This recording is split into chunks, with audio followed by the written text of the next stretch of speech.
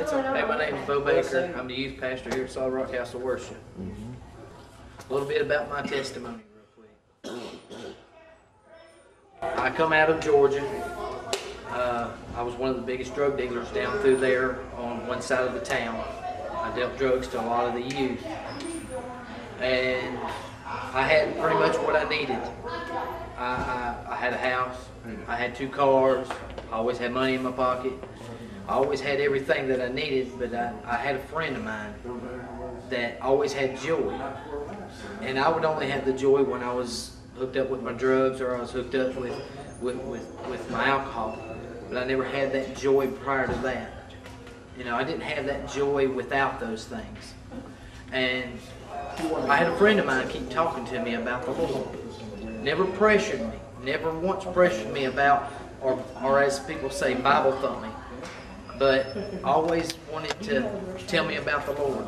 And I kept listening, and I kept listening. Well, one time I just got so far down because the drugs just wasn't working anymore. My wife left me, took my kids. I didn't have anything. I had money, I had drugs. That was all I had.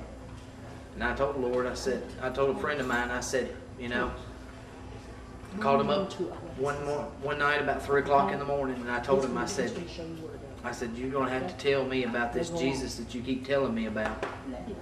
Because if you don't, it's over with. You can call my wife and kids the next morning, just tell them, you know, Dad's not around anymore.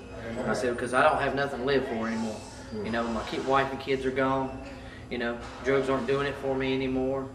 And he called me, he come over to my house about 3 o'clock in the morning and prayed with me. Never once pushed God on me, but always continued to pray for me and asked me, you know, I'll be praying for you. I'll be praying for you. And I just remembered that. So that night, it was Saturday night, I gave my life to the Lord.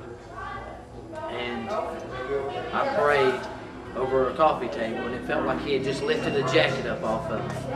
About 500-pound jacket, I'd say. But I could have fell across the table, and it was so light. And I started praying and asking God, you know, just help me do what you want me to do. We stumble and fall every day. The Lord doesn't mind that you stumble and fall. What He gets upset about is when you don't pick yourself up, dust yourself off, and continue after Him.